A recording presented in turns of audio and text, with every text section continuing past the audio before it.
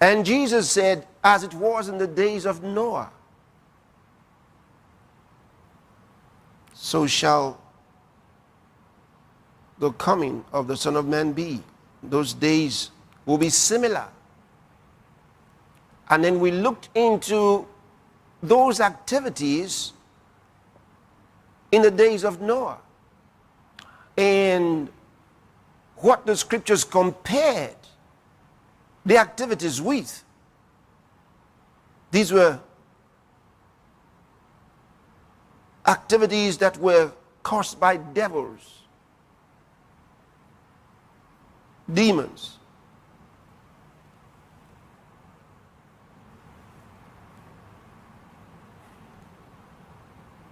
The other day I was referring to the World Economic Forum,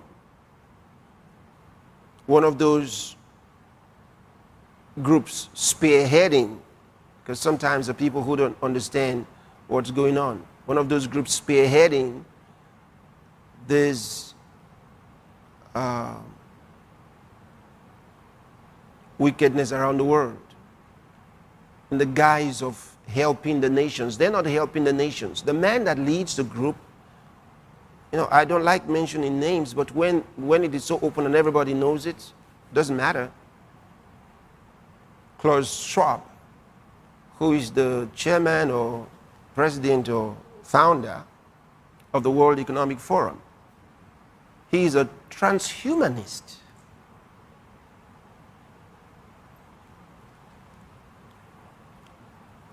I've studied his materials, so I know what I'm talking about. He's a transhumanist.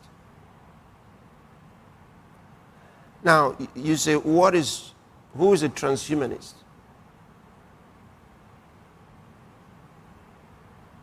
Now, a transhumanist is someone who propagates the doctrine of transhumanism, which is the term that is given to human enhancement. Okay?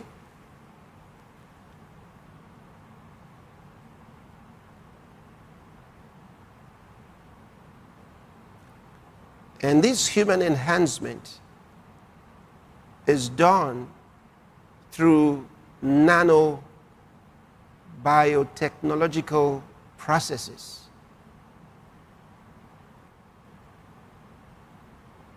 So that's what they believe in.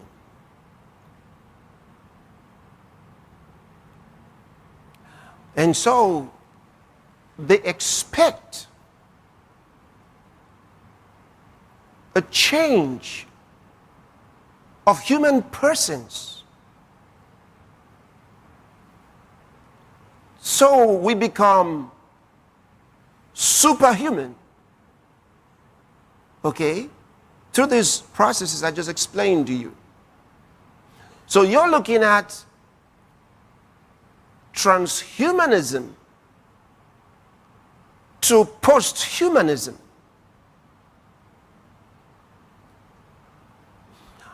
And here is where it gets really horrible.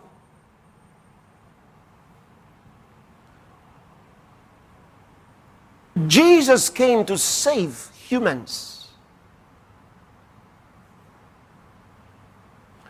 and to make them like himself.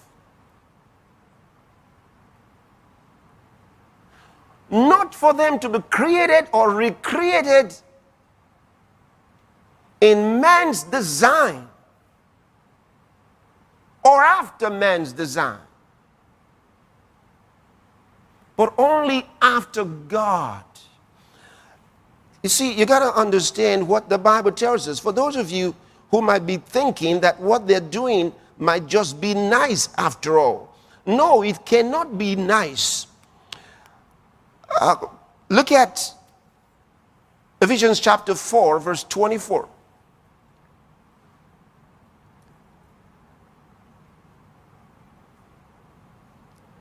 I'd like to read it to you from verse 23 so you can tie this together. And be renewed in the spirit of your mind, and that you put on the new man, the new nature. When you're born again, you become a new person. If any man be in Christ, he's a new creature.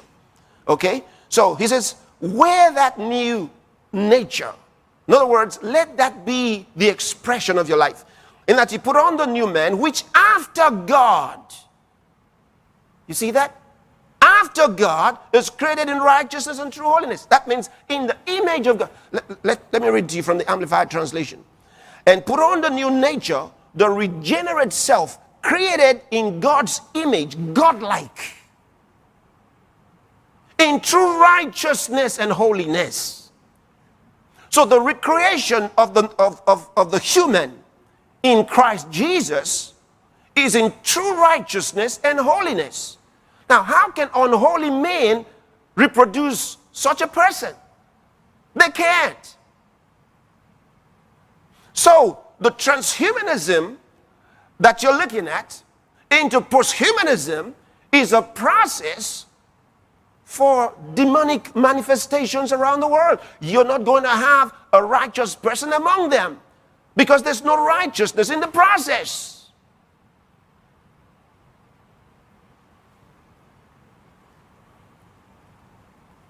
So what are you going to have?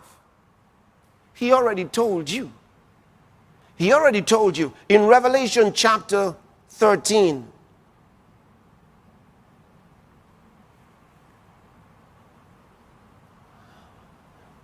From verse 11. First, he'd already told us about the beast, the Antichrist. He goes on to tell us about another beast. Okay? In verse 11, and I beheld another beast coming up out of the earth, and he had two horns like a lamb, and he spake as a dragon. Two horns like a lamb, like a goat. See, I told you about that sign, that lamb sign. And he spake as a lamb, as a dragon, and he exercised all the power of the first beast before him, and caused the earth and them which dwell therein to worship the first beast, whose deadly wound was healed. And he doeth great wonders, so that he maketh fire come down from heaven on the earth in the sight of men. Now, that heaven is not where God lives. It's not the abode of God in angels. No, he's talking about the heavenlies, okay? And deceiveth them that dwell on the earth by the means of those miracles which he had power to do in the sight of the beast, saying to them that dwell on the earth that they should make an image to the beast, which had the wound by a sword, and did live. Think about this. He was doing supernatural things, extraordinary things. And this is what they're trying to get the world to believe. So when you become this post-human, this superhuman that they're trying to create, you do big things, you do mighty things. These are the promises. You're going to do extraordinary things. Okay? And so he demonstrates this before the beast. And then, look what he does here. Saying to them that dwell on the earth that they should make an image to the beast which had the wound by a sword and did live. The Antichrist. And he had power, verse 15, and he had power to give life unto the image of the beast, that the image of the beast should both speak and cause that as many as would not worship the image of the beast should be killed.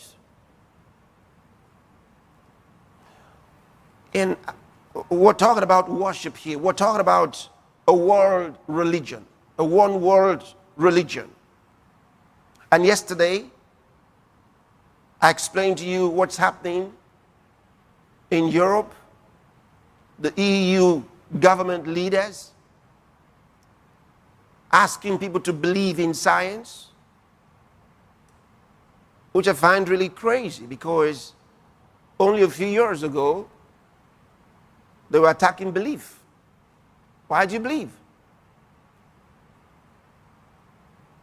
And the age-old argument of many worldly scientists has been that science is fact and it's based on evidence. You don't have to believe. So why now are they asking you to believe in science?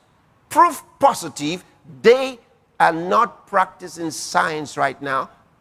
And this is true because they got no evidence. No evidence. It's not based on facts. So they're trying to tell people to believe. And the moment you're telling them to believe, it means believe in what you don't see and what you can perceive with your senses. And what's that? Faith.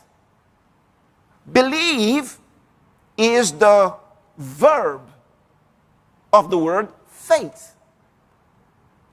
Say, it's the verb of faith. Faith is a noun. Believe is a verb. They come from the same word. See, so this is very important. Very, very important. Now, look at what it tells us in verse 15. He had power to give life unto the image of the beast, that the image of the beast should both speak and cause that as many as would not worship the image of the beast should be killed. So compulsory worship. You're going to have to believe in science. If you don't believe in science, then you're ostracized. You cannot be a part of us. There's where the world's going. So they're going to create a god of science, falsely so-called pseudoscience. And I remember sharing with you what the Bible tells us about pseudoscience. And that's where they're going. So this is not science, it's pseudoscience.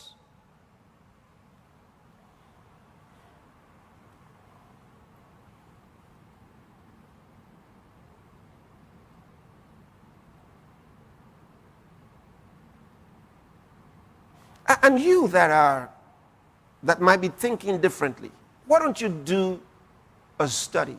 Why don't you do a research?